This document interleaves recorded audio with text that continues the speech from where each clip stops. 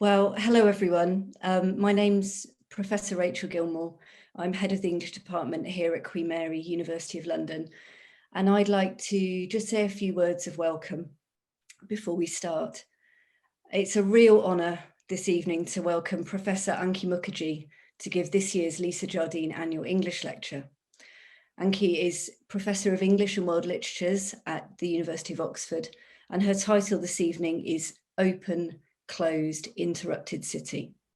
And her lecture emerges from some of her current research, which we're lucky enough to be previewing this evening.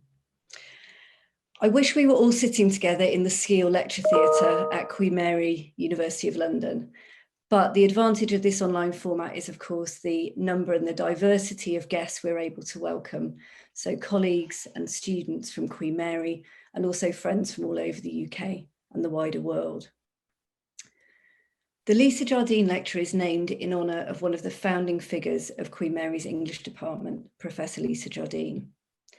One of the foremost literary scholars, intellectual historians, and public intellectuals of her generation, Lisa was Professor of Renaissance Studies at Queen Mary for well over 20 years, and a driving force in defining our department's intellectual culture and ethos.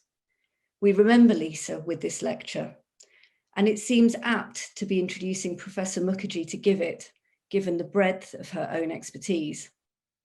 Ranging across periods and fields, travelling between languages, and always writing with lucidity and generosity, Professor Mukherjee's work has much in common with Lisa's, and it's a pleasure to invite her to give the lecture named for her. At the same time, we at Queen Mary are also remembering the very recent loss of our friend, colleague, and beloved head of school, Dr. Catherine Silverstone, who passed away tragically on the 4th of October. When Ankhi and I were talking about the planning for this lecture, I was telling her how much Catherine was looking forward to it. And Catherine's groundbreaking scholarship on queer and decolonial approaches to Shakespeare connects closely with Ankhi's work in this area. I'm thinking in particular of her final chapter in What is a Classic on Shakespeare in India. So I feel that I'm welcoming Ankhi in Catherine's name as well, as I know Catherine would have wanted. The work of Professor Mukherjee's to which I turn most often is her What is a Classic? Post-colonial Rewriting and Invention of the Canon, which was published in 2013 and won the British Academy Rosemary Crawshay Prize for English Literature. It remains a landmark text for scholars wanting to think critically about the idea of the canon in relation to post-colonial histories and societies. I was rereading the introduction to it only last week in writing one of my own lectures, and I direct students to it very often when I want to help them kind of nuance their thinking about post-colonialism and canonicity. Some other colleagues here may be more familiar with her first monograph, 2007's Aesthetic Hysteria. Considering hysteria via Victorian literature and its contemporary rewritings, Professor Mukherjee's first monograph demonstrates the dexterous approach to psychoanalysis, which has been the hallmark of much of her work, including the edited collections After Lacan and, with Laura Marcus, a companion to psychoanalysis, literature and culture. Most recently, she's been working on a project that examines the institution of psychoanalysis and its vexed relationship with race and the urban poor in the context of 3 global cities, London, Mumbai and New York. And this evening's lecture comes out of this current research. Now, just a couple of housekeeping notes. Provided there's time, after her lecture, Professor Mukherjee has offered to take a few questions, which is something that we don't usually do in the Lisa Jardine lecture, but which is made possible by this online format. So we're going to take written questions using the Q&A tool on Zoom in your Zoom toolbar, a selection of which I'll relay to Ankhi. So please put any questions that you have in the Q&A box and use the chat function for any technical problems. Rupert and Lara will be moderating that. And I'm sorry in advance that we won't be able to take all of your questions. I imagine there will be many through the course of this fascinating lecture, but we'll do as much as we can in the time. It only remains now to say how delighted I am and honoured to have Professor Mukherjee with us here in the School of English and Drama at Queen Mary, even in virtual form, at least. and to invite her to give 2020's Lisa Jardine Annual English Lecture. Rachel, thank you so very much. It is a tremendous honor to be delivering the Lisa Jardine Annual Lecture for 2020. Professor Jardine was a passionate advocate of interdisciplinary research, in particular the history of science. Her leading and groundbreaking scholarship has paved the way for projects such as my third book, Unseen City, which brings literary and cultural studies in conversation with psychoanalysis, psychiatry, and global mental health. She was a public intellectual and a humanist who believed in the embodiment of ideas. I'm so very happy and proud to be associated with her name. I couldn't have imagined at the time of accepting this invitation that I would be paying tribute also to Catherine Silverstone, my contemporary, whose work on decolonizing Shakespeare I admired and avidly followed. It is very gracious of QMUL School of English and Drama to host me in the immediate aftermath of such a profound loss. Thank you. Finally, my heartfelt and profound thanks to Professor Rachel Gilmore for inviting me and for her constant notes of encouragement and affirmation in the months we have spent planning for this day. I hope, Rachel, I live up to your very high estimation of me and my work. And all I can say is that this year has taken a lot from us, but I have gained a friend in you. Thank you. So I'll start my lecture. In Self and Emotional Life, their influential work on affect, Adrian Johnston and Catherine Malibu talk about Jean-Luc Nancy's departure from a tactilist or haptocentric metaphysics in his work Corpus.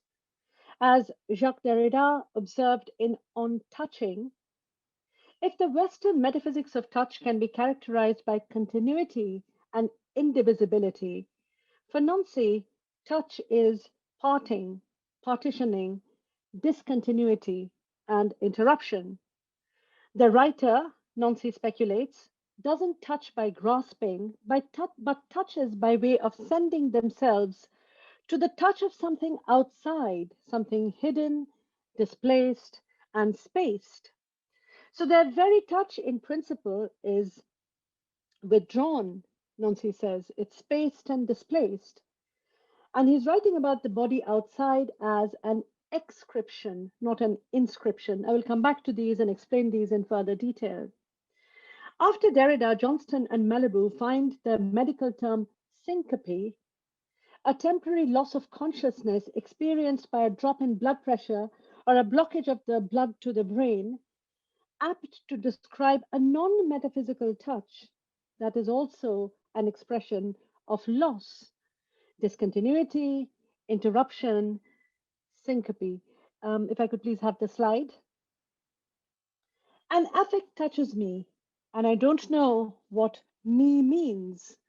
The interruption between me and myself appears to be a spacing, which is the genuine spatiality of the breached, affected subject.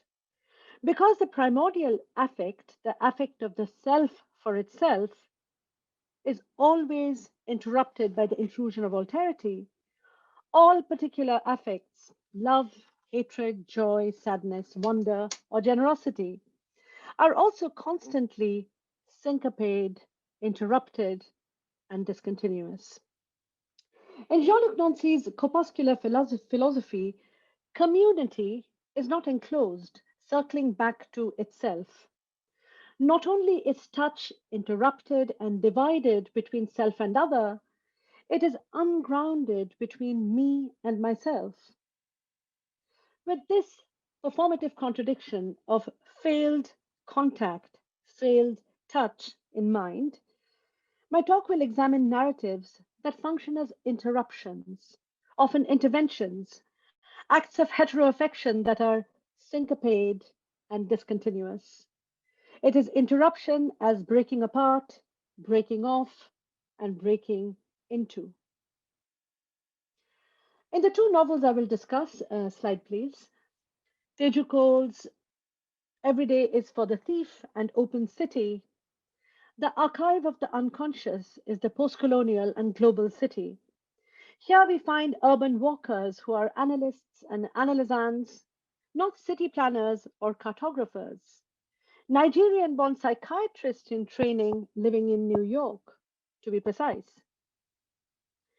In his influential essay, Walking in the City, if I could please have the next slide, Michel de Certeau examines foreign practices, foreigners within quotes, which disrupt the geometrical and geographical space of visual, panoptic, or theoretical constructions. And this essay is taken from Practice of Everyday Life.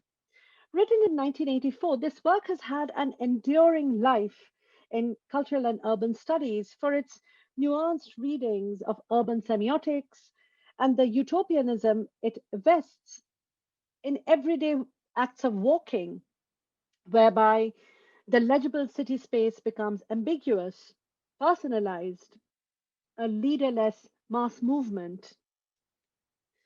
De Soto does not address migrant workers and walkers as such, but his acute observations on the interruptions to imaginary totalities are trenchant for the out of place voyeur and flaneur in the novels I speak of. Tejukol's novels navigate post colonial Lagos and multiracial post 9/11 New York, respectively, both involving the restive figure of the city walker. The narrator of Open City, Julius, forensically examines the obscure, forgotten, and buried lives of the migrant city.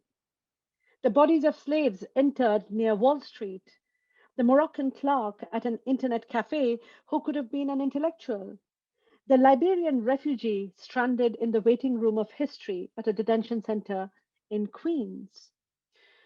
The unnamed narrator of Everydays for the Thief, a psychiatrist in training as well, an aspiring author, has returned to the begrimed streets and oppressive sitting rooms of Lagos after 15 years in New York to chase, as he calls it, a spot of sun that moves over the house walls and slips over the unaware forest of flickering faces.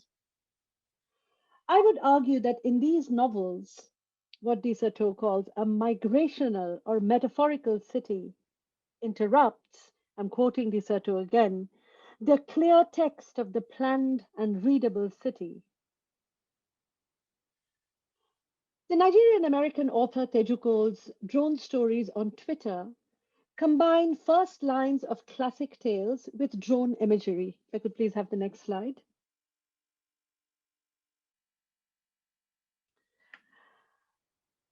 For instance, Mrs. Dalloway said she would buy the flowers herself. Pity. A signature strike leveled the florists. Or call me Ishmael. I was a young man of military age. I was immolated at my wedding. My parents are inconsolable.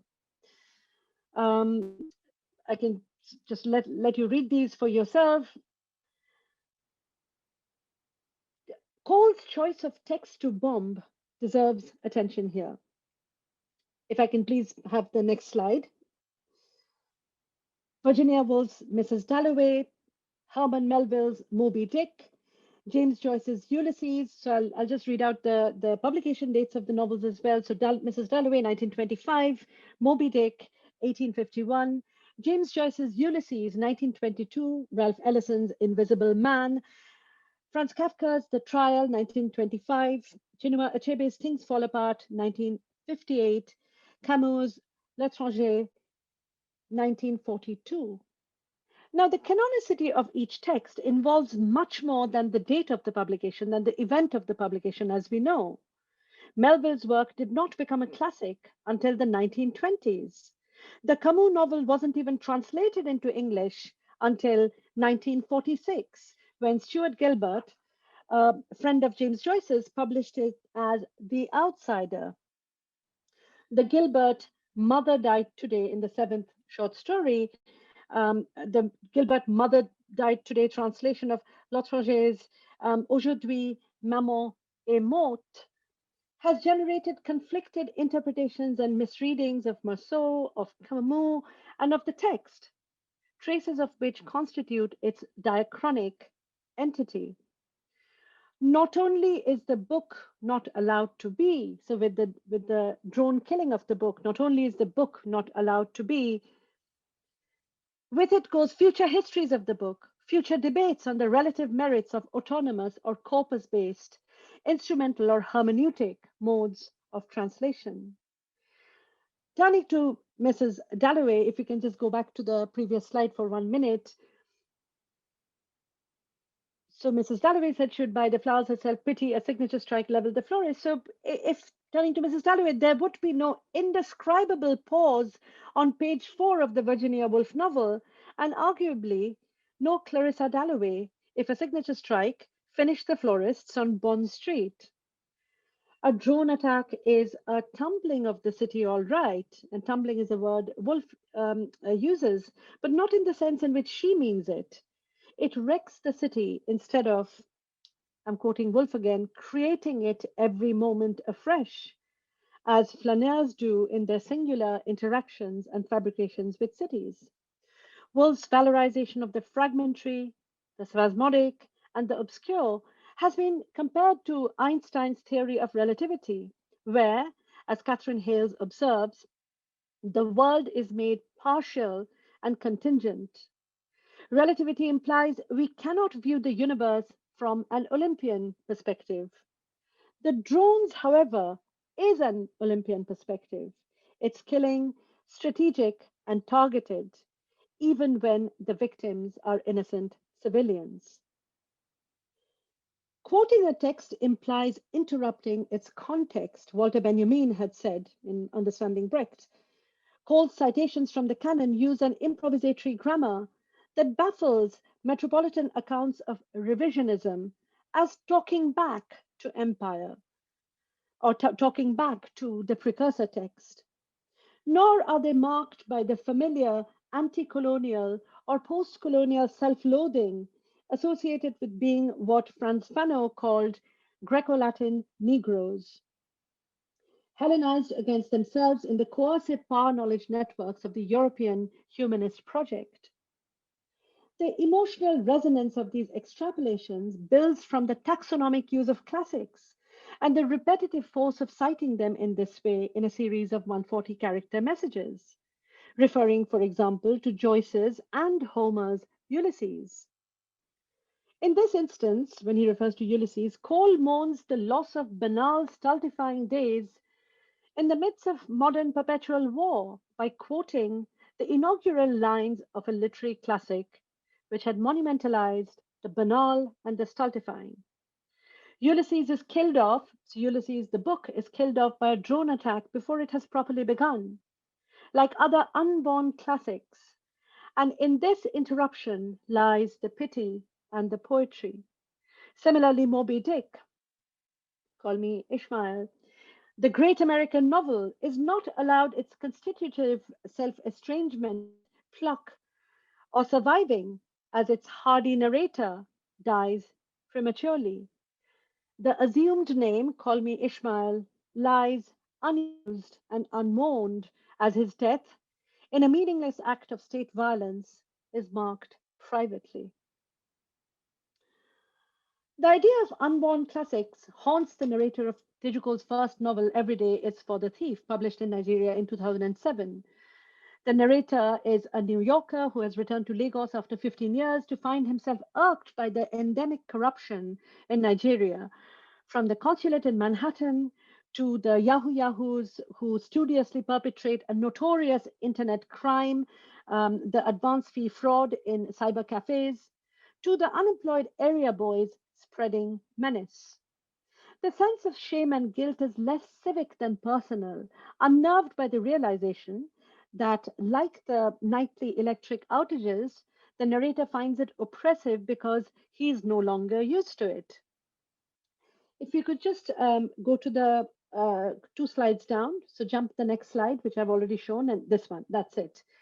I have taken on into myself some of the assumptions of life in a Western democracy, certain ideas of legality, for instance, certain expectations of due process, and in that sense, I have returned a stranger. Like any Western tourist, he wants to take public transportation, more specifically the Danfo, passenger buses his uncle and aunt call a den of thieves and voodoo. America has softened him, they say, so it hardly matters that he rode these in his high school days. The degree to which my family members wish me to be separate from the life of the city is matched only by my desire to know that life, the narrator states in all earnest. When he does hop on the people carrier, cell phone and digital camera in the front pocket of his jeans, shoulders dropped back, face tensed and eyes narrowed, the plan of immersing in the demotic Lagos life, which he describes as creative, malevolent, ambiguous, goes completely awry. He is distracted to find a woman passenger reading a Michael Ondaatje novel. Given the low literacy rate and the relative paucity of highbrow English literature, why is someone of a social standing on this bus at all? He wonders. He wants to say to her, and I'm quoting Cole here, with the wild look common to all those who are crazed with over identification, we must talk. We have so much to say to each other. Let me explain. This and other cultural phenomena in Lagos elicit curiously amplified responses. The National Museum in Onikan, fallen into disuse and disrepair, is meager, lacking, withholding for the visitor, whose appetite, we learn, has been whetted by acquisitive paradigms of imperial curation and classification in metropolitan centers. The next slide, please. My recent experience of Nigerian art at the Metropolitan Museum in New York was excellent. The same had been true at the British Museum, as well as the Museum for Volkerkunde in Berlin. A clean environment, careful lighting, and above all, outstanding documentation that set the works in the proper cultural context. The West had sharpened my appetite for ancient African art, and Lagos is proving a crushing disappointment. Similarly, the Musical Society of Nigeria evokes an extreme, if opposite reaction. He says, every time I'm sure in returning to Lagos, I've inadvertently wandered into a region of hell, something else emerges to give me hope. So, in this case, the Musical Society of Nigeria. When he's not feeling sorry for his doctor friends, paltry 7,000 naira a month, the repressed violence, as he calls it, of heavy furnishings darkens his mood in bourgeois living rooms. Now, the narrator is not Teju Cole, though his too is a journey of return to Lagos from New York. And this travelogue is audaciously illustrated with photographs Teju Cole has taken, and I've stolen some of these photographs from my PowerPoint. We learn more than halfway through the novel that he is a psychiatric resident in New York, not an author or photographer. Yet in the novel, he is presenting stylish and witty vignettes of Nigeria, from its fratricidal wars in the 18th and 19th centuries, its shared sin of transatlantic slave trade, and its dubious reputation in the international media of having the happiest people in the world. The air in the strange, familiar environment of this city is dense with story. The narratives fly at me from all directions, the narrator says, in a moment of short lived euphoria. He evokes the psychoanalyst's listening, which enables the associative yet unpredictable flow when he says, all I have to do is prod gently and people open up. At other times, he's aspiring to be the recording angel, transcribing details redolent of Gabriel Garcia Marquez novels. Life hangs out here, he says. The pungent details are all around me. He also, of course, daydreams how Vikram Seth and Gabriel Garcia Marquez wrote their masterworks not in the middle of commotion like himself, but in monk like solitude. The vaunted ambition of analytic listening or setting up a talking shop, however, are interrupted by practical concerns, such as questions of professional development, Nigeria's failures of governance and infrastructure, its inept social services. Now, these are not my opinions, these are opinions of the narrator. Its inept social services and poor distribution of amenities, its infernal power cuts. The three noisy diesel generators in the family compound, a luxury only a few city dwellers enjoy, evoke paroxysms of despair in the narrator. If I can have the next slide, please. The noise, the dark gray plumes of the diesel smoke are foremost in my mind. The moment there is a power cut, my evening is finished. It is impossible to hear myself think. I would prefer on these evenings to sit in silence with a candle, but that is not a decision I can make for the 18 other individuals in the compound.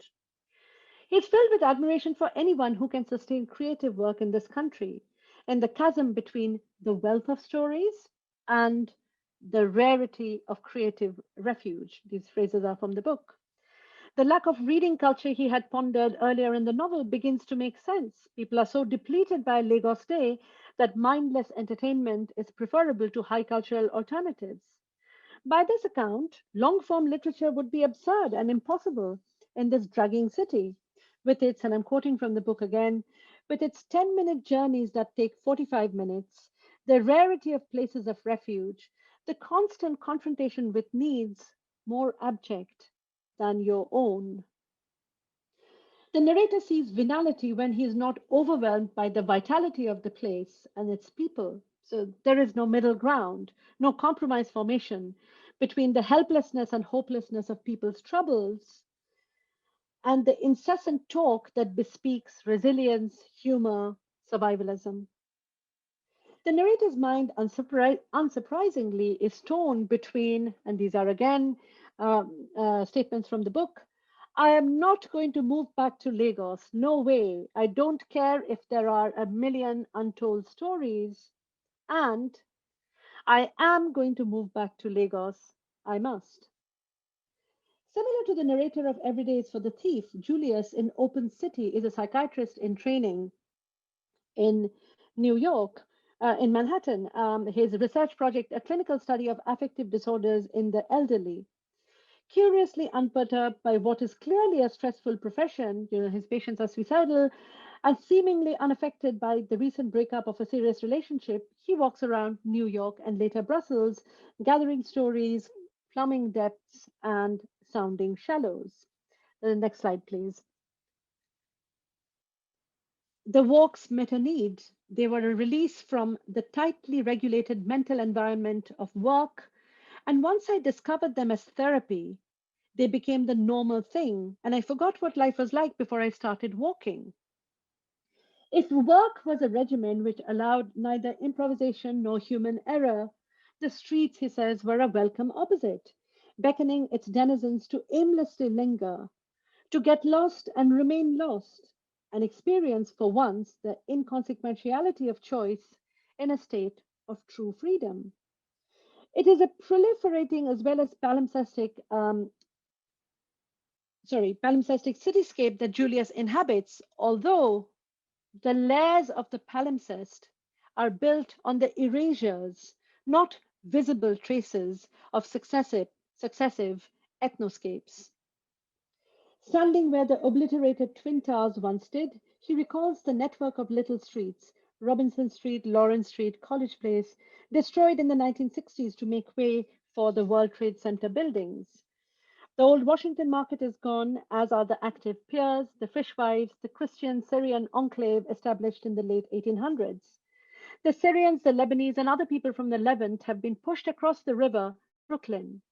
And before that, what Lenape parts lay buried beneath the rubble? Julius asks. Because as we know, the Dutch appropriated Manhattan Island from the Lenape tribe in 1626, forcing mass migration. If it is, as Cole says, a written, erased, rewritten city, Julius sees his relationship to multitudes in terms of urban morphology. He is, he says, one of the still legible crowd. For a young doctor completing a fellowship, he seems to have an awful lot of free time to wander the city at night and to go to museums and concerts, Michiko Kakutani wrote in her New York Times review of Open City. Kakutani sees Julius as melancholy and dyspeptic, not the disinterested man of science his profession expects him to be. Sometimes in dandiesque high spirits and benumbed at others, Julius resists easy and lazy affiliations. The reader pieces together his character and identity serendipitously. interpreting disavowals, denials, and estrangements as though these constituted a confessional. He must be an African, we say. When watching a film set in Africa, he prepares to be angry again. Africa was always waiting, a substrate for the white man's will, a backdrop for his activities. He's wary of Western and westernized liberals, or he must be, for during a visit to a detention center with a church group, he comments on that beatific, slightly unfocused expression one finds in do gooders. He cringes when the postal clerk, in unsuspecting solidarity with another black man, shares a poem about silenced voices, making a note to avoid that post office in the future. And when the black cab driver is offended by his demonstrable lack of camaraderie, Julian airily says he feels in no mood, and I quote him here, for people who tried to lay claims on me. He's more at home with fleeting, no strings attached, even wordless encounters with strangers in the elite spaces where he engineers accidental social inductions. The disembodied voices of European radio hosts in his sparse apartment, the exiled Berliner in a Mukherjee show at the International Center of Photography, the tastefully dressed Dr. Mayotte with a measured voice and copy of Joan Didion memoir on the flight to Brussels, the all-white middle-aged audience in a Mahler concert at Carnegie Hall. Julius's race is confirmed when he cites Yoruba cosmology, and when bemused, he is recounting an Indian Ugandan doctor's rant on Idi Amin and the Africans. He's as covetous of other people's stories as he's withholding of his secrets. And these secrets are his Nigerian past, his estrangement with his mother, his lost German grandmother, to find whom he goes to Brussels only to spend time reading high theory in his room or debating it with Farouk, an argumentative Moroccan, the unresolved issues with Moji, a girl he had known in Nigeria and who accuses him of sexual assault when they were young. Caught between the metonymic proliferations of event and detail attaching to his peregrinations and the stasis and repetition compulsions of his private self, what moves the prose forward, and I'm quoting James Wood here, quote, is the prose. So what moves the prose forward is the prose, the desire to write. Julian does not in the end rigorously analyze the emigrant and immigrant lives he has compulsively collated, nor is there autofiction or a meaningful record of autoanalysis. What he does most tenaciously is put the city on the couch, a walking cue, if you will. The global city becomes an urban text, to quote Michel Desatto again, a manifold fiction produced by the very act of walking, a text the walker writes without sometimes being able to read it. In both Cole novels, peregrinations and disconnected conversations stand in for plot. They also remind us that for every written city, there are many unapparent, unwritten cities. Next slide, please. In Wilhelm Jensen's 1902 novella Gradiva, Pompeii, the city whose ruins were miraculously preserved after the eruption of Vesuvius in AD 79, gave Sigmund Freud a perfect analogy for the condition of repressed wishes. I'm beginning to quote Rachel Bowlby here. At once buried and alive, at once past and done, and actively impinging upon the present. Freud wrote a psychoanalytic critique of the novel titled Delusions and Dreams in Jensen's Gradiva. Commenting on this, the French critic Sylvain Lottinger argues that the hero Norbert Hanel's interest in Gradiva is not a fetishistic fixation on a woman's foot, as Freud had suggested. Jensen's story is about an archaeologist who's obsessed with the relief of a walking woman that he has seen in a museum in Rome. He names her Gradiva, or she who walks in splendor. He procures a plaster cast of this relief and is plagued by dreams of this woman coming to life among the scenic ruins of Pompeii. Norbert's obsession takes him to Pompeii, where, in a strangely dreamy condition, he sees Gradiva, walking on lava stepping stones. Now, she turns out to be his childhood sweetheart, Zoe. And so the joke is that he's attached to the sculpture in the first place because it is an exact likeness of his childhood sweetheart. And it'll, of course, be up to Zoe to reinstate him to the truth of his desire. According to Lotringer, what attracts Norbert to Gradiva is an image of the freedom of walking, an image of the freedom of walking, a movement of the body. Quoting from Lotringer here, nomadic form without specific territory and from no definite epoch. The archaeologist is moved not just by formal beauty, but by the representation of someone in motion in the Gradivan gait, where Freud saw fetishistic fixation on the unobtainable ideal in Norbert's feelings for Gradiva. Lotringer sees the flow of libido, a movement of desire. The Gradiva case shines a light on the Tejukol novels I've discussed above, which discussed before, which use as their leading characters active, not passive subjects, subjects who refuse to be immobilized or rooted to a spot. Like the living woman in Gradiva, the incognito walker slips quickly away from edification, containment, control, identification, and predation. Moreover, in the novels where the figure of the analyst or psychiatrist is a migrant, the role is associated with obsessive but not appetitive truth seeking. This is a quest which leads to doubling and equivocation, not positivist knowledge. In this rearrangement or derangement of the novel's epistemology lies its analytical breakthroughs. Back in snow covered New York, the narrator of Every Day is for the Thief is haunted by a memory which stands out of time. He sees himself in the area around St. Paul's Anglican Church. Lagos, with its hodgepodge of architectural styles, has become, he says, trackless as a desert. People are hard at work while he wanders aimlessly. Little streets entwine confusingly, and on house after house is painted the directive, not for sale. Losing his historical and geographical bearings, the narrator connects at last to the returning and repeating city, Lagos in New York.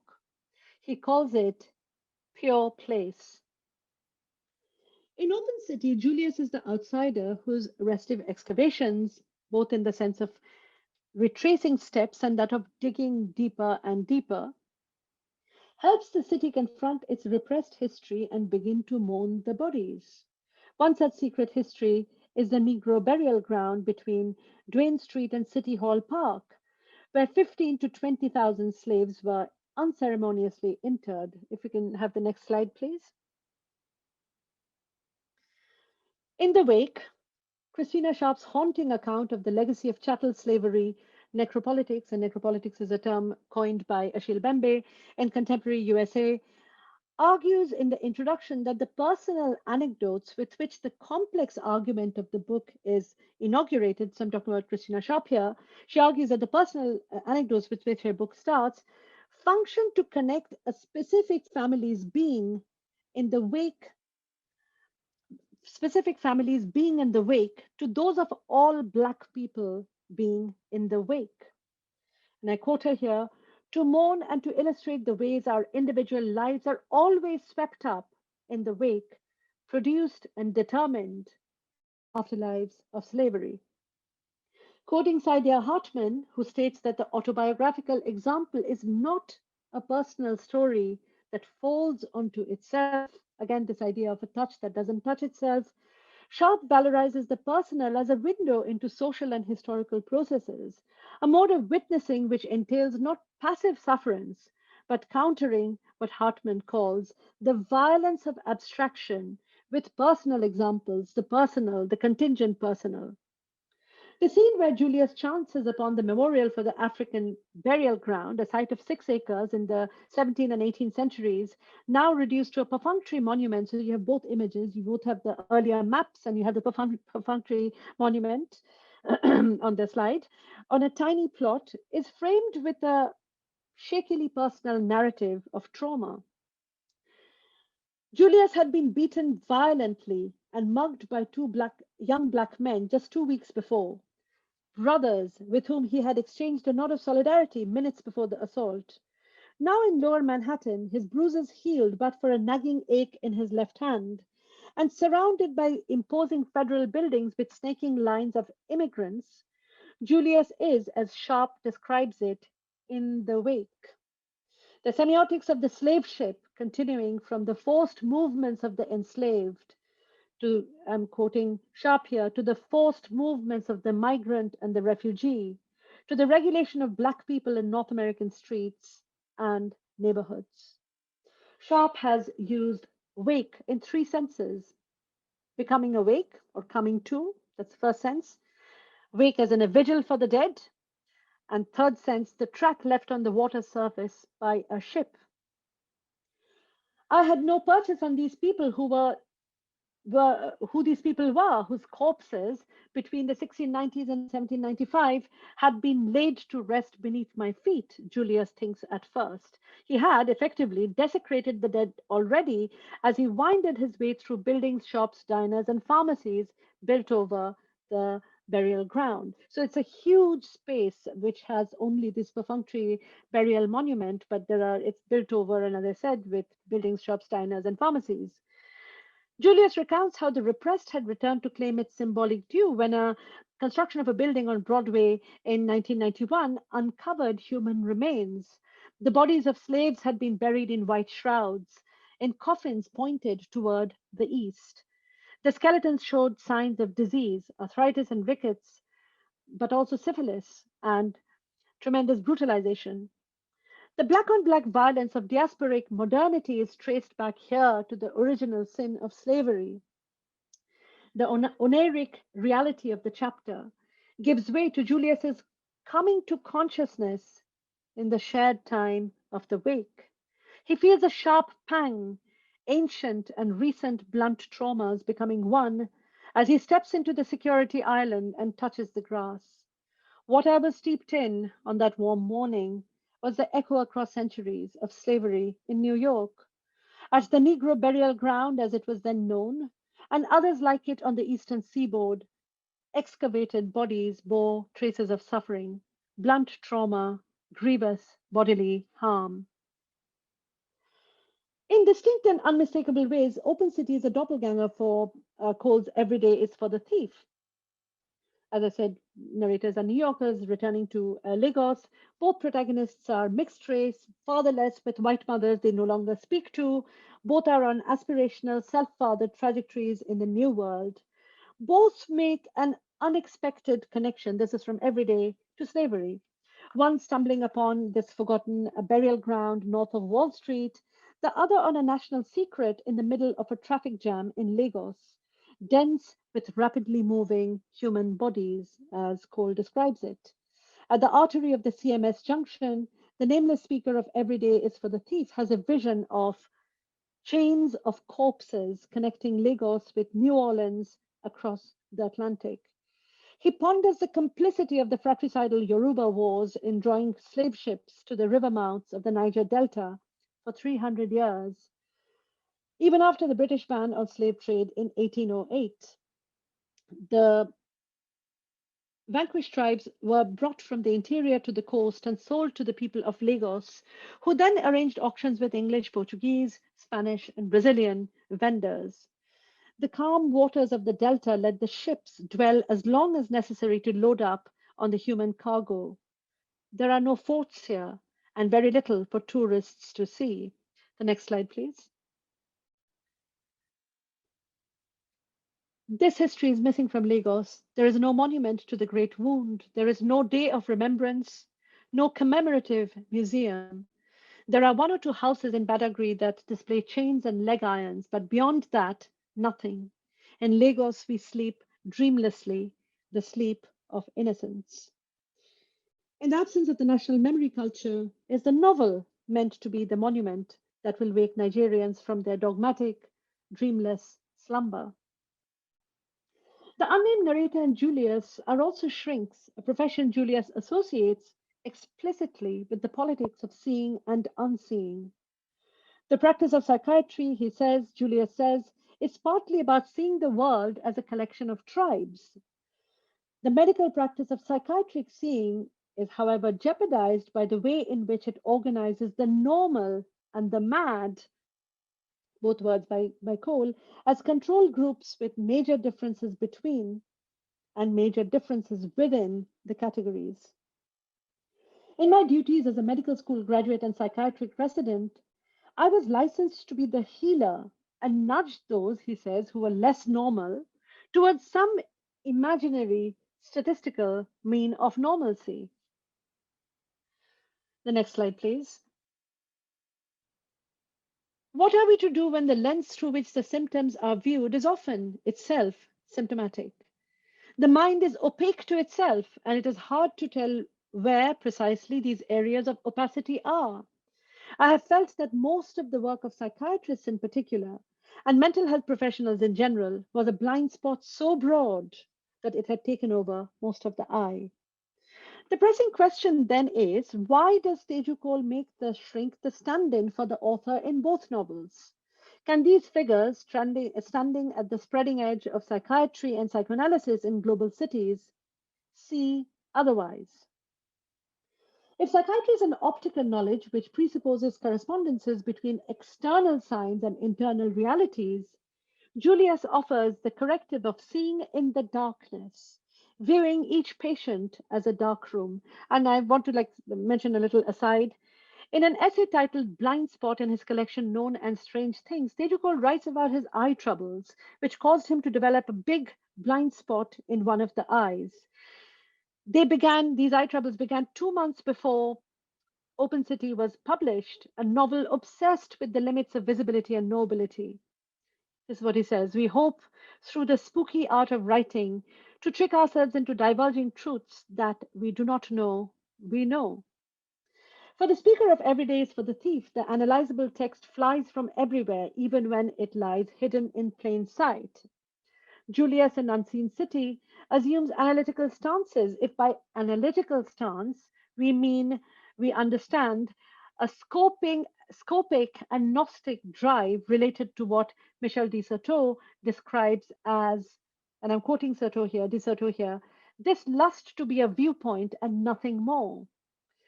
Julius is self-conscious of the elevation and estrangement of his exclusive vantage points, whether it is in a glassed-in terrace overlooking the Hudson or a perch 70 feet above street level on one side of Carnegie Hall.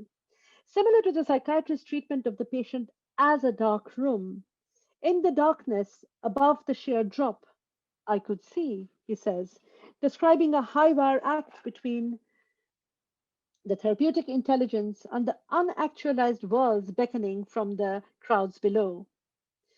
Again, it is the author as analyst in Every Day is for the Thief, whose expertise with free association helps us uncover the purposive links between the shared sin of slavery and the informal economy on Lagos Island or police brutality in New Orleans. The last chapter of this fictional travelogue, which we are told is written from New York, goes fitfully back to old Lagos. I've already mentioned this. It is a spectral authoring that Gayatri Chakraborty Spivak evokes in ghost writing, which is not only a revenant, a returner, the French for ghost, but also an arrivant, one who arrives. While people are hard at work in perfectible time, this is what the narrator writes, I alone wander with no particular aim. He says, walking to a labyrinthine dream of mindlessly returning and arriving every day without making meaningful connections. I alone wander with no particular aim. I'm just going to take a little break yes. In Walking the City, de Certeau asks us to analyze the microbe-like singular and plural practices which the urbanistic system was supposed to administer, but which have outlived. So according to de Certeau, the swarming activity of these procedures, far from being regulated or eliminated by panoptic administration, can reinforce themselves in proliferating illegitimacy. So they can insinuate themselves into networks of surveillance. So, De Soto is saying that these acts constitute everyday regulations and what he calls surreptitious creativities that are not curbed by the frantic mechanisms of the surveilling organization. If the language of power is urbanizing, De Soto follows out the swarming, proliferating life that threatens any such organization. The act of walking in the city is a speech act, a process of appropriation of the topographical system on the part of the pedestrian. So the pedestrian appropriates the topographical system. In relation to De Soto's swarming activity, I want to briefly touch on the idea of parasitism. Jacques Derrida states in Limited Inc. The parasite, Derrida states, is never simply external, never simply something that can be excluded from and kept outside the body proper, shut out from the familial table or house. The parasite is inside, outside, beside, para, the very logic of supplementarity that makes deconstruction what it is. Derrida uses the metaphor of the parasite as an unlikely characteristic of iterability, so iterability, not repetition. Iterations from their very inception are parasited, harboring and haunted by the possibility of being repeated again and again. Derrida's is a deconstructive reading here in this book of the binaries and hierarchies of language in J.L. Austin's How to Do Things with Words. In his interpretation, the parasite is part of so-called normal language, just as the swarming activity is part of the topography of the very city it's deconstructing. So the parasite is part of so-called normal language, not extraneous, and it is part of normal language, Derrida says, as parasite. Can I have the next slide, please?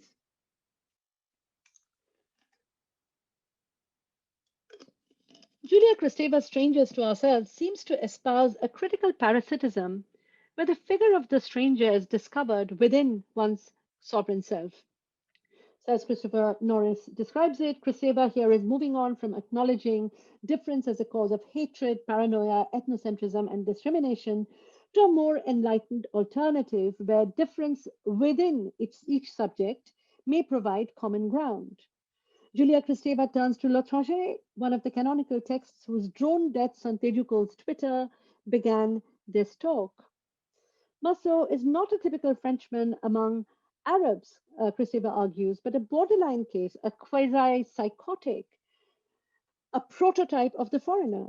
He's as alienated from the Pied Noir as he's from Arabs. Kristeva's reading of the protagonist as a prototype of the stranger unwittingly reveals the xenophobic attributes that Kristeva readily ascribes to the figure, which are a state of mourning, lost consciousness, anesthetized indifference, a lack of innerness, shifty relationships, and loyalties. We are to extrapolate from the neutralized first words. Today, mother died. These are the very first words of the Camus text with which L'Étranger begins. A hollow man, and I'm quoting Kristeva here, who remains outside conversation, outside communication, outside action, outside passion. Consequently, his murderous act in the novel is indifferent and insignificant. In Kristeva's eloquent interpretation, we have someone from the dominant class in Algeria who is also the expedient representative of Algeria's inner exile. Controversially, then, Kristeva insinuates that this strange European's act of murder is innocent of motive and it's tantamount to shooting at shadows, as she states with conviction. Whether French or Maghrebian, it matters little. If Massot, the benumbed colonial, is the uprooted persons, what happens to the uprooted colonial persons, such as the unnamed Arab he kills, who are denied speaking parts in this absurd theater, or who are denied the prerogative to kill with impunity? If the foreigner is within us, and if this introjected foreigner makes us the split and schizoid subject of enunciation, perhaps no real foreigners need apply. Freud does not speak of foreigners, Kristeva says. He teaches us how to detect foreignness in ourselves. Now, the novels by Tejukol I have discussed with characters whose international displacements stop short of the cosmopolitical, or characters who laugh embarrassedly at their own cosmopolitan aspirations. They espouse a very different politics. This is a model of psychoanalytic thinking which mistrusts the feel good factor of shared humanity. It refuses to join the identities of host and guest in shareable codes of strangeness. I want to kind of end with a postscript. It is a clinical case study, and this is kind of because this is from my new book, Unseen City. This is kind of the way in which the book proceeds. It refuses to sort of stay in boxes, and it mingles psychoanalytic case studies with novels. So I will end with a very brief case study on clinical interruptions. If I can please have the next slide, the last slide. Aisha Abbasi's The Rupture of Serenity elaborates on how interruption, and her term for it is intrusion, can strengthen the core of an immigrant psychoanalysis in urban settings. Pakistani born Abbasi moved to the US in 1987. Completing a residency in psychiatry at the Henry Ford Hospital in Detroit, she later trained to be a psychoanalyst at the Michigan Psychoanalytic Institute, where she now works.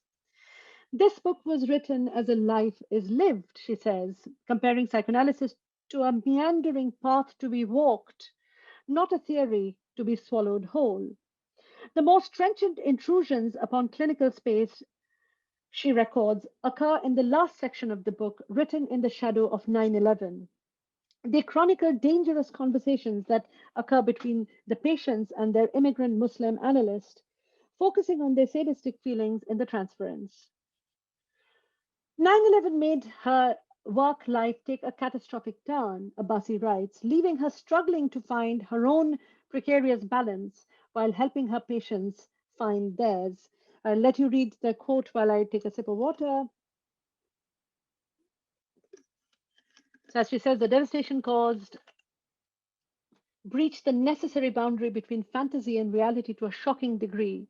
And the as if quality of my patient's transferences toward me was temporarily shattered. They vacillated between imagining that I was a reliable analyst toward whom they could have destructive wishes, feeling that I might retaliate, but at the same time knowing on a deeper level that I would not, and on the other, feeling that I was an unreliable and dangerous person who came of dangerous stock. Abbasi writes about an Indian patient from Bangalore, Mr. Gupta, an IT expert whom she had evaluated a few years earlier during one of his professional stints in the United States. 10 years later, in February 2009, he rings Abbasi, requesting to begin a course of analysis a decade after she had recommended it. She agrees to work over the phone, wondering why he had contacted her when he did and feeling sorry that his trouble had persisted over the years. She learns that he's still struggling with his homosexuality and that his, I'm quoting her, narcissistic vulnerabilities stemming from feelings of being unloved by his father continue to pose setbacks. Gupta mentions a host of reasons for contacting the analyst, including the Mumbai terrorist attacks of 2008, which had coincided with a period of acute professional and romantic frustration. When Gupta mentions the traumatic fallout of the Mumbai attacks, Abbasi ponders the coincidence that the terrorists were, like herself, Pakistani Muslim. She wonders if, overwhelmed by shame and rage, he had made of her a figure of abandonment when in reality it was Gupta who left America to return to India. Anyway, they begin a telephone analysis 5 times a week. Abbasi narrates the following session, which takes place a year into the analysis and just before a 10-day break requested by Abbasi, which Gupta had known about for 6 months. Gupta starts by saying he has seen a movie, My Name is Khan, where the eponymous hero overcomes hysterical and lethal Islamophobia of the post 9/11 months to prove that Muslims weren't all terrorists. Gupta next turns to the biopolitical regime unleashed on Muslims, including body scans and body cavity searches that were now compulsory for residents of certain Muslim countries at airport security checks in the United States. Abbasi hears this as an indirect, ominous threat, his wish for me to be viciously intruded upon and humiliated. Gupta continues to speak provocatively, turning on his analyst now with allegations that she was volatile, she was hot-headed. He speculates that she could get very angry if he insisted that the terrorists belonged to an outfit called Lashkar-e-Toiba, located in Pakistan. Abbasi calls out his ambivalence toward her, noting that while he thought it was cool to have a Muslim analyst, he also found it very dangerous.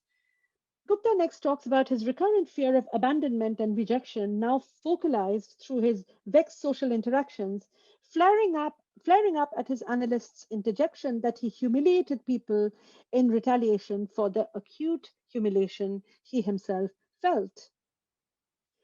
I'm wondering how it is for you in America, Gupta says. Do people think you might be crazy, like a terrorist? Abbasi records feeling the full onslaught of this retaliatory attack. He had tapped into the most primitive anxieties I had felt after 9/11. Collecting herself, she asked Gupta what he thinks this cultural moment might entail for her, to which he says in a matter of fact way that she would be wiped out professionally, left bereft of any patience. Abbasi starts seeing through this punitive fantasy. She says, I gain more stable analytic ground. That would serve me right, wouldn't it, for leaving you?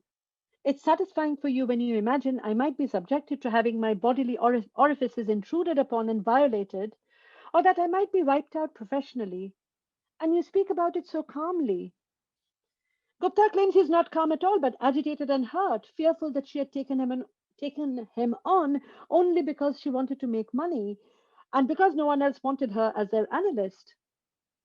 I heard his comment, Abbasi writes, the hurt and pathological insecurity that made it impossible for him to believe he could be valued or loved for himself. She tells him that if that were the case, if he was to be her only patient, he would be very special to her in the fantasized scenario.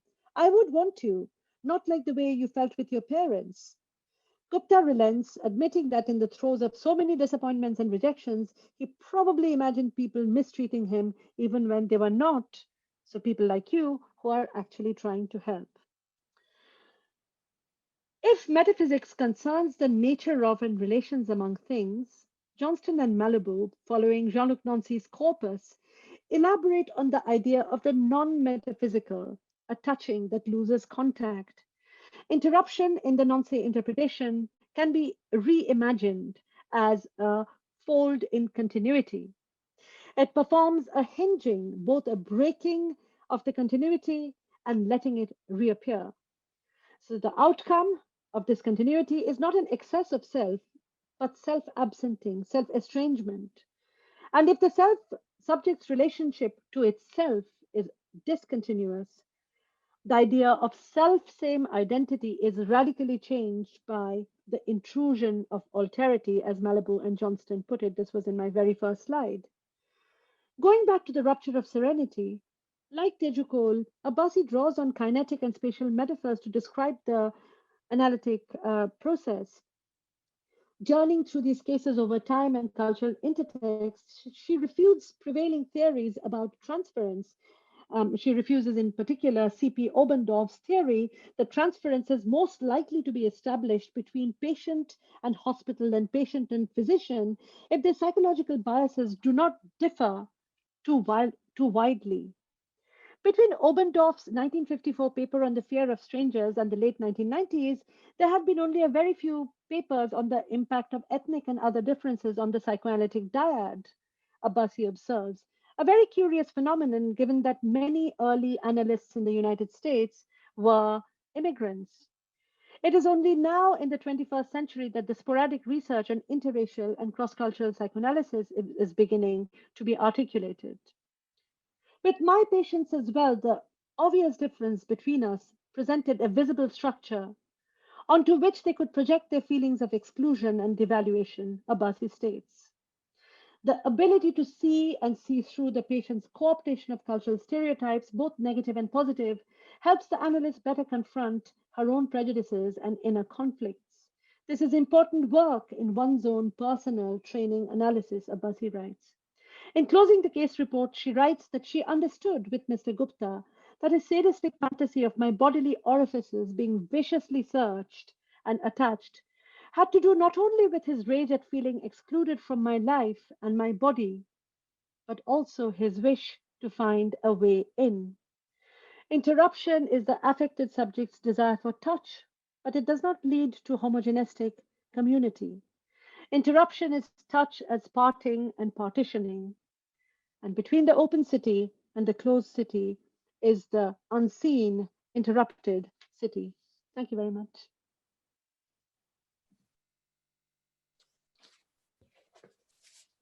Ankhi, I want to thank you so much for this wonderful lecture, and these resonant thoughts that certainly will be with me for a long time after this evening.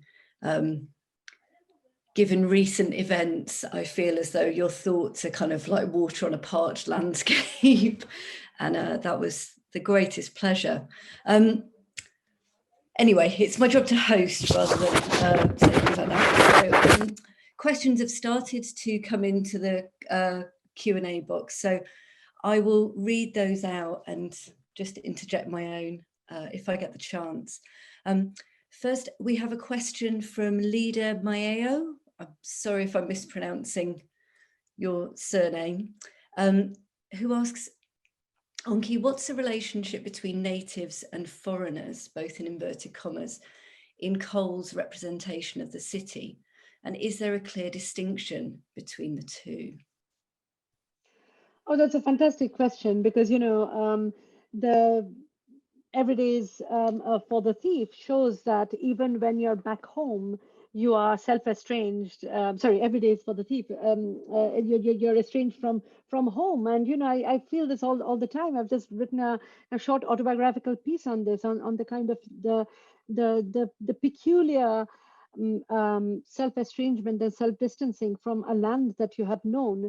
So yes, it's very complicated in both the novels, and the one sort of, in a way, cop-out answer would be that in both cases, the professional is kind of a disembodied intelligence, and I don't think it's a coincidence that in both the novels the protagonist is a psychiatrist. So I think in that kind of professionalizing of the author figure, the person is kind of almost bleached of sanguinity, and becomes kind of this kind of this pure intellect. And of course, I mean, there are limitations to this. He really calls himself out on the lack of connection he feels with his own land. That Lagos, which gives birth to this novel, is a city where he says it's not possible to do kind of this kind of long form writing, and people are only indulging in mindless entertainment. I mean, of course, the novel shows that no, you can write this profound and this soul searching novel there. So it's extremely sort of self-ironized, but my answer would be that he uses the figure of the professional to kind of somehow negotiate that distinction between native and stranger. And even when he goes back home, he posits himself as a stranger. And when he comes back to New York, where he's professionalized, he posits himself in that sort of long memory and the aftermaths of chattel slavery by sort of connecting slavery with the diasporic modernity of the Black subject. Thanks so much, Ankhi. The next question, well, Kathy Jaikumar Hazra has asked two questions. Why don't I ask you the both of them and you choose which one you'd like to answer? The first is, how does the central character in Open City deal with neurosis? And the second is one about Camus, which is, what is your view of Camus' treatment of the Unheimlich? Which would you prefer? I'll take the first one because I haven't read the Camus work very recently. The first one, he is a psychiatrist and not a psychotherapist. So this is something terribly interesting in my book, that a lot of psychiatrists, and again, I'm fudging the critical and clinical border, a lot of psychiatrists who work on cities and with impoverished groups in the cities have adopted psychotherapeutic techniques. So the Julius character is a psychiatrist, so deals more with psychoses and neuroses, though there are, he's constantly self-analyzing his own neurotic behavior, including, sort of, again, making fun of his his kind of like, denial of commitment to other Black figures around him, for instance. That's neurotic, that's not psychotic. But he's what he, like the other psychiatrists in my book at large, he does, however, adopt psychotherapeutic talk therapy. He wants to, like, set up talking shops. So throughout the novel and throughout Every Day is for the Thief, there is this kind of I've described it as an obsessive but not appetitive, as in it's not a kind of greedy epistemology, but he really wants stories.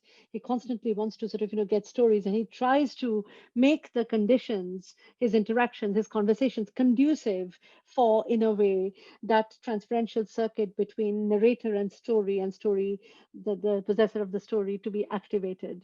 So in answer to your question, he's a psychiatrist. He doesn't necessarily deal with neuroses, but he's also sort of a psychoanalyst or psychotherapist who does deal with neurosis, in the sense that he wants to talk about talk therapy and he wants to set up talking shop.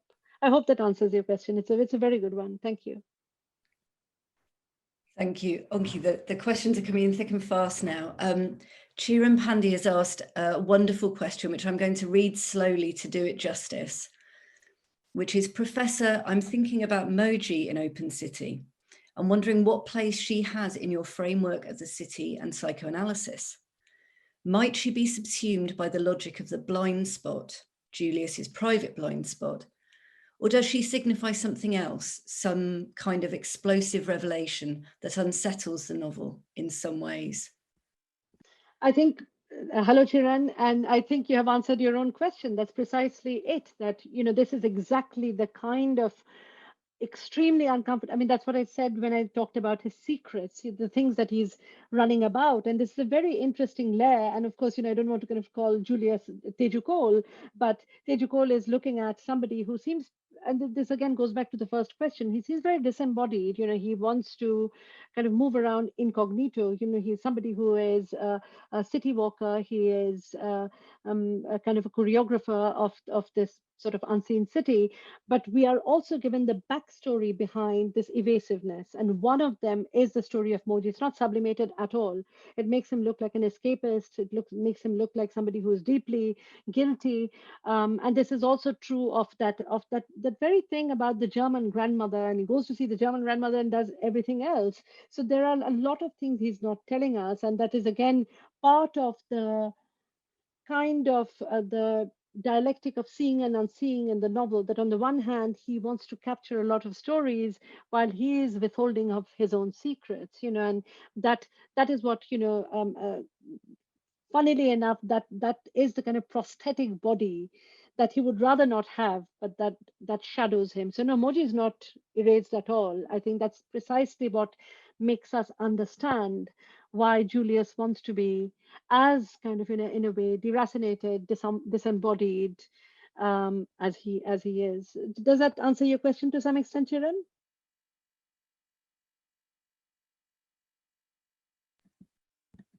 Right. I'm afraid, right, so the questions are coming in thick and fast now, and I'm so sorry. I think we're only going to have time for one more.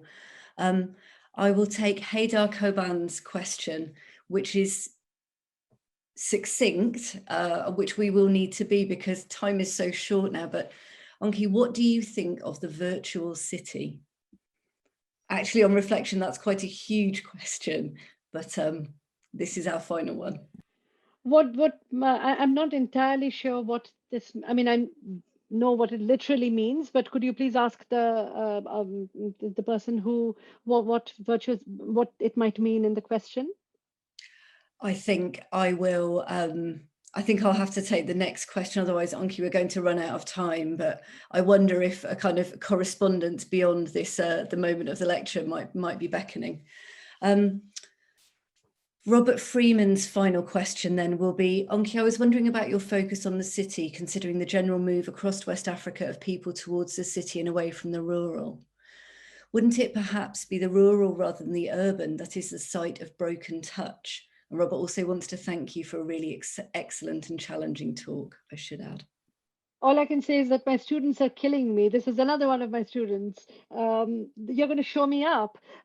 That's a fantastic question, and I've really wondered about that for this book as well. But Robert, as you know, the kind of paradigm of mental health that I have most relied on, because I'm looking at the free clinic movement, I'm talking about the book now, is psychoanalysis and psychiatry. And it's easier to talk about urban psychoanalysis than rural psychoanalysis, simply because there isn't any that I know of.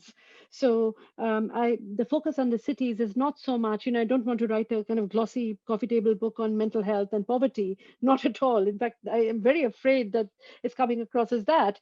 But I do think that because I have to some extent, use psychoanalysis as some kind of a logical copula, psychoanalysis as this paradigm of non-pharmaceutical intervention into mental health, I have to keep the examples city bound. And that's why I've chosen examples where mental health is described in a kind of almost in the framework of international global psychoanalysis. And obviously that happens in urban settings. That was a really wonderful moment for us to finish on. I love the kind of the gripping exchange between teacher and student at the finale as well. Ankhi, thank you so much for being with us tonight and giving us 2020's Lisa Jardine annual English lecture. This is the most wonderful Zoom experience that I've had since March of this year. So I'm personally very, very grateful. I'd like to thank too all the participants who've come and listened tonight and asked questions. And my only regret in for once being able to have questions is that we didn't have time for Ankhi to answer all of them. Rupert has put up a slide here which suggests how you might carry on this conversation in the form of social media, should you want to do so. And for those of you who are Queen Mary based or indeed anywhere in the world and interested in such things, there is an event being held also online by Queen Mary at the end of the month where we have Professor Sushila Nasta and Dr. Helen Thomas in conversation about their recent books and the history of Black British literature and publishing. But my final thought must be to thank Ankhi again for honouring us with this lecture and for giving us so much to think about. Ankhi, thank you so much. Thank you so much. Thanks, everyone. Thank you, everyone. Thank you.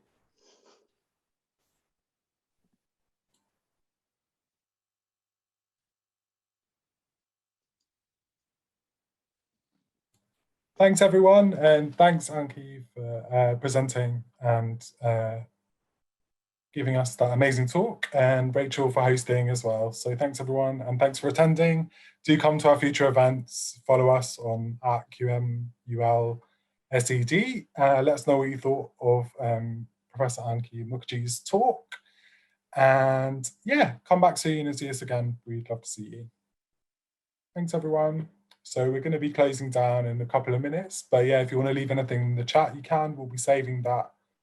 And we'll try and follow up with, we're having a few questions about recordings, and we're trying to, we're just going to keep it for archive at the moment, the recording, but we'll see what Ankhi thinks, and maybe she'll want to share it with everyone. So yeah, so it's kind of up to her. And for now, we just like to say thanks, and we'll be closing down the meeting in about 2 minutes. So thanks, everyone. And thanks, Ankhi, again. Thanks, Rupert. Sorry. Thank you. You're very welcome. Thank you, Rupert. Thank you, Rachel. Thanks, everyone. Thank you.